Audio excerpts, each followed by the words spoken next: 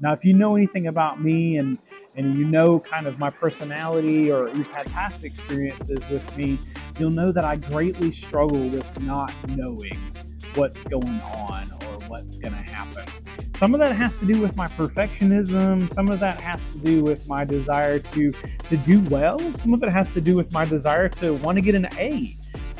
There's a lot of things going on for that with me, but I decided to walk in today and just let it be.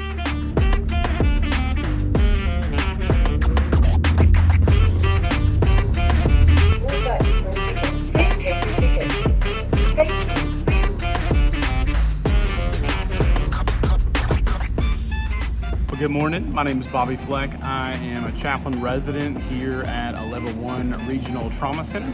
It is a beautiful day in the summer here in the South, which means it's already hot this morning and I'm already sweating. Today hopefully will be a great day, as I'm sure it will be. I invite you to come along with me as we experience this day together, day in the life of a resident chaplain.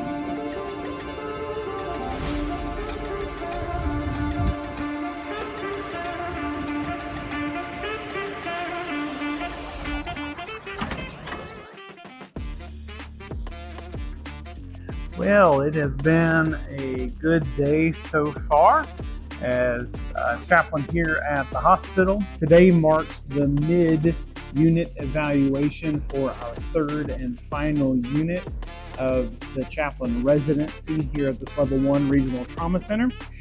Just as a reminder, or if this may be the first time that you're hearing this as well, I am a part of a training program that's called Clinical Pastoral Education. So I am a student first and foremost, and I get to implement and learn procedures and ways and professional learning and personal learning about how to be a pastoral care provider, how to be a chaplain at a hospital. So I get paid to do that in clinical pastoral education, or CPE experiences. I also get the opportunity to interact in my peer group setting with other chaplain residents and interns that are led in these group settings by educators through this thing called the Association of Clinical Pastoral Education, or ACPE. That's a lot of things to think about and a lot of words and abbreviations as well. But basically that means that I'm a learner. And as I'm coming to the end of a year worth of learning, a year worth of training and experiences, this final unit, this third unit of the year, we're right in the middle of. It's the middle of the summer, and we are right in the middle of this third and final unit of this year-long clinical pastoral education residency. What we do at our mid-unit and at our final unit is to evaluate the program and evaluate our learning in the program more than anything else. So we set goals for ourselves at the beginning of each unit, and at the mid-unit we kind of do a check-in of here's where I'm at with my goals. Here's what's going on. Here's how I need to change the goals and or change my approach to completing these goals. And we reflect on that with our peers and our educators, and then we make adjustments if needed as we go towards the end of the year. This was the first time that we engaged in a very different kind of mid-unit evaluation. Typically what we've done the other two times in this mid-unit evaluation, and what I did in my internship almost 3 years ago now, is we submit a written report. We type out, our response to some standard questions and talk about our interactions with our goals, with the program, with our educator, with our peers, how we're learning in all of those different facets and all of those different levels as well. This time, the instruction from our educator was to complete a collage. I was actually out last week because I was serving as an adult leader with my kids at a Scouting America summer camp. I walked in today knowing that today was going to be our mid-unit evaluation, and also knowing that I did not know exactly what the directions were going to be. What's interesting for me this time is I didn't have any kind of anxiety about not being prepared for what was going on. Now, if you know anything about me and you know kind of my personality, or you've had past experiences with me, you'll know that I greatly struggle with not knowing what's going on or what's going to happen. Some of that has to do with my perfectionism. Some of that has to do with my desire to do well. Some of it has to do with my desire to want to get an A. There's a lot of things going on for that with me, but I decided to walk in today and just let it be. It's going to happen. Whatever's going to happen is going to happen. So some of my peers came in ready for the assignment. Some of them had some anxiety in the assignment. But for me, I decided, let's just let it happen. Let's just experience whatever it is that's going to happen. So as we began the day, I'm actually on call today, so I led the morning report, gave a morning devotion. Immediately after that, one of my peers gave me the assignment, the directions for the assignment, and I quickly realized I didn't have any of the materials for what we were about to do. The collage was supposed to be, some cutouts of pictures and words and things like that from newspapers or from journals, from those kinds of things. And I didn't have any of those materials. In fact, as we started, I didn't have the poster board. I didn't have markers. I didn't have glue or scissors or any kind of newspapers or magazines with me. So I really didn't know what was going to happen. And again, I was just going to let it be. Whatever's going to happen is going to happen. That same peer decided to cut their poster board in half and give me a half, which I kind of was grateful for. But I also sort of wanted to just come back in not prepared, with really nothing to say, and just kind of see what would happen in our group. I know that might sound kind of weird, and I know I'm smiling thinking about that, but I kind of wondered what that was going to be like for me and how my peers were going to receive that as well. So since I was given a piece of poster board, we were given about 45 minutes to complete the assignment, and we sort of broke from there as a group. What I didn't realize at the time is that all my peers had stayed in the room with those magazines, with the scissors, the glue. They found all those things, and they started completing the collage, the assignment, the evaluation right there in that moment. We were invited to reflect on our experience this particular unit, with our own learning in the unit, with the actual materials, the lessons, the curriculum itself, our interactions with our peers, that sort of thing. That was really the instruction that was given. So with that piece of paper, I decided to take the piece of paper and to walk outside, which is exactly why I'm outside right now as well. So I came outside to this area and decided just to walk around a little bit. For me, nature is a deeply spiritual experience. I've realized over the years, and even more especially here lately, and definitely especially after coming back from scout camp, that nature is a deeply meaningful thing for me. I love being outside. I love the fresh air. I love sunlight. I took my poster board, I went outside, and I just started reflecting on what things have been like and how my experience has been and where I'm at in the process. And I decided to just let it be again. Really, where am I at? What has this been like for me? And what do I want to say about my experience and share with my peers as an honest, genuine, real reflection as to who I am, what I'm learning, what I have left to learn in the next couple of months. So I decided to take a walk, and I realized something really clear. In an interpersonal relations seminar, or IPR, that we had a couple of weeks ago, I was bemoaning the fact that I felt like I was stuck in a relationship with some of my peers, and also in my functioning in our department and our departments functioning within the hospital. I felt like we were in mud. I felt like we were stuck. And so in that IPR, we talked about the stuckness and what the different stuckness might mean for different ones of us. But that image of mud again came to my mind. And I decided that for my collage, since I really wasn't prepared, why not make this like an experience of artistic expression and muddy this paper? What became really interesting and difficult for me in that moment, and kind of fun really just to play around with too, is we've been in a little bit of a drought here in the South, a particularly bad dry period here recently. So it was kind of difficult to find some wet dirt, to find some mud. So first I grabbed some dirt. I grabbed some soil from a garden and just took my poster board and started smooshing dirt into my poster board.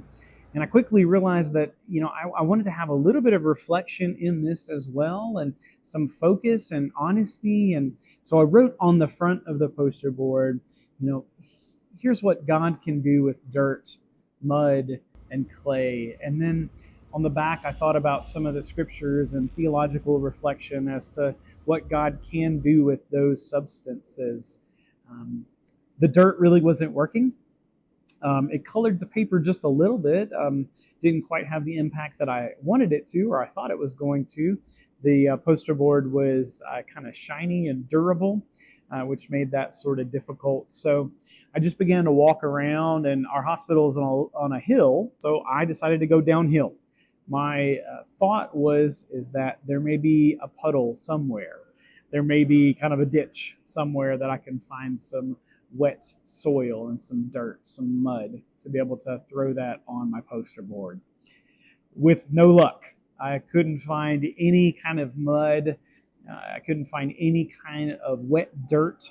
But I did find right adjacent to the hospital, there's a care center for hospice, and they have sprinklers in their lawn where they water their grass. So I figured, I bet there's some wet area right beside the sprinkler. And sure enough, there was. There was some dirt and some mud there that was wet. So I took that mud and I just began to smear that on my poster board and really get it down in there.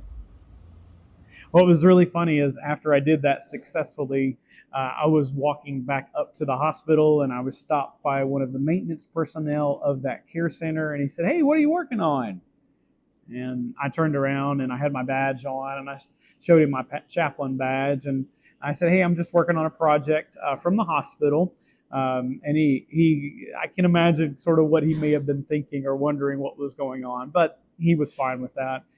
Since I was an employee of the hospital, I guess. He didn't ask me more questions, at least. So I walked back up to the hospital.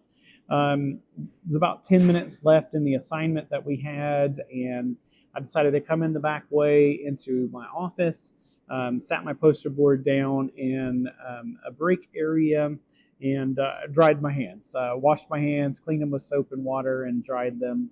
Two other peers went before me, and then there was a lull, and I said, "Well, I'll go get mine," and I brought mine back in, and watching people's reactions was very interesting as I began to talk about the muddiness and the dirtiness of what it's like to be a chaplain here at this hospital, what my interactions have been like in my peer group, and how the relationship of the spiritual care department is with the hospital as a whole. And I just want to share some of those honest reflections with you, and maybe you can relate to some of that messiness and dirtiness as well. What I reflected on with them, and I'll share with you without sharing really kind of any personal information or details about the group or the hospital, is it's been difficult. It's been messy. It's been really dirty as we've played in the mud and got stuck in the mud, as I've got stuck in the mud with other people. It doesn't feel good to be stuck in the mud in general. I love playing in the dirt. I love getting dirty and being outside. In fact, I've got a little bit of a garden right now, and so I enjoy that. It's fun. I don't mind being dirty. but I also don't want to stay dirty. I don't want to stay muddy. I don't mind being in the mud with people, but I also don't want to stay in that, or I don't like the feeling of being stuck. It makes me feel out of control in many ways. It's kind of scary in some ways too, and sometimes I'm just angry with why I'm stuck in the things that I'm stuck in, especially when they're not fair. When I'm stuck in systems that don't appreciate or respect the work that I do, or a hospital that rarely appreciates or sometimes neglects what it is that I do and the value that I bring. I know my worth. I know who I am, and I know the value that I can bring in relationships with patients and families and staff as well. And it's really not fun to not be appreciated and be respected and constantly have to fight for my place at the table in those relationships. And that sounds a little bit like woe is me, and maybe it is in some ways, but that's honest with who I am and what my experience has been like. It's frustrating to be at the end of a year-long clinical pastoral education experience and not know with confidence whether or not the hospital actually appreciates the role that I have or the value that I bring into patient care. I know what I bring. I know that so often when I get to have those deep conversations with patients and families and staff especially, that there are some deep spiritual and emotional needs that I am the one equipped to be able to have those conversations with folks. And that's not arrogance, that's reality. That's my job, to be able to sit in the muddiness and the dirtiness, the hard, difficult situations with people. Often I'm the one running into the mud with people in their mud, sitting in those difficult experiences with other people. I can't share some of that mud with you, but I can say with confidence that there are some really unfair, difficult, hard situations that people find themselves in, whether by choice or accident or tragedy that may happen. But I'm the one that gets to go into those experiences with folks and sit in the difficult moments with them, to hear them, to empower them, to comfort them and provide some hope. Often I'm the ones that get to wash off that muddiness and that dirtiness and help people understand their real value and their real worth. Sometimes I'm just there with them and helping them to know that they're not alone, that there is someone who does care and understands what it's like, whatever it is that they're going through. But what's hard is when I'm in relationships with other people and I get hit by their mud. I get hit by their dirt, and it hurts. It hurts to have that messiness and that dirtiness, because often in that mud, in that dirt, there's rocks, there's debris, there's things that I don't want to get hit with, right? It's painful for me. And so there are some boundaries. Maybe there are some things that I need to say no to or not get involved with as a person or as a chaplain in that, and say, these issues are important to me, but they're also not my issues. And here's my capacity, here's my ability or my availability in this, but there are additional resources for you, right? Your muddiness is not necessarily my muddiness. Now, if you want me and need me to be in that with you, then those are maybe some things that I can do or we can talk about. If you want me to companion with you or journey with you in that, and I don't mind getting dirty in that, but I also need to be cleaning myself off from that and not carrying that mud away with me. So that's a lot of what I talked about in my reflection, and I shared, in Genesis that God forms humanity out of the dust of the earth, and we know full well that from that dirt and that dust we were made, and to that dirt and that dust we will return. So God can make life out of dirt and dust. That's an Old Testament allusion and metaphor there. And then in the New Testament, I know that Jesus uses mud. He actually spits in the mud and then puts it on someone's eyes who's blind and helps them see. But so Jesus uses dirt and mud to bring about miracles in people's lives, which is really kind of cool to think about how he uses that gross, dirty muddiness to be able to bring about a new wholeness and restoration of something that was lost or something that wasn't complete. Also in the New Testament, Paul speaks a couple times of the fact that we have treasure in jars of clay, that our body is this jar of clay and we have the treasure of God inside of us. A really powerful allusion as well, metaphor for our lives is in Corinthians, Paul talks about how vessels that were deemed for destruction. Again, he's talking about our bodies here. He's talking about our lives, that our bodies, our lives were doomed for destruction, that God used those vessels who were deemed for destruction to give glory to. And he chose them to bring about his glory, and through his mercy and his love, and redeemed those vessels deemed for destruction. So that's God's work in our lives here today. And I'm encouraged by that, to know that even this vessel, my own body, my own life, that is sinful, that is doomed for destruction because of the sinfulness, because of the ways that I've messed it up, or the ways that it's been messed up, that God chooses through his mercy to redeem me, redeem this dirtiness and make it whole and bring glory to himself through me, for his glory and for my good and the good of others.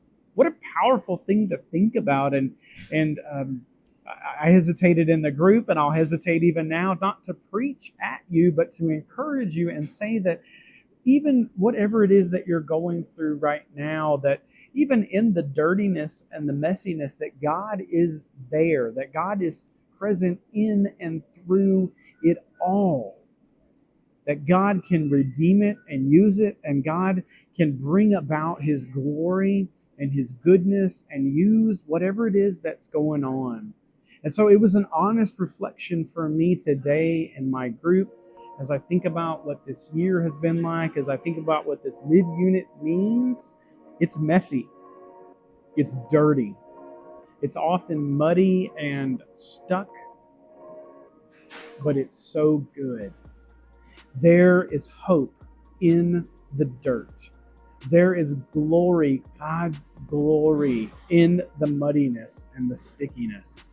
And it's up to me to figure out what to do in that, to sit in that muddiness, dirtiness, stickiness with other people, to take care of my own muddiness, dirtiness, and stickiness, and give it to God and allow God to use it.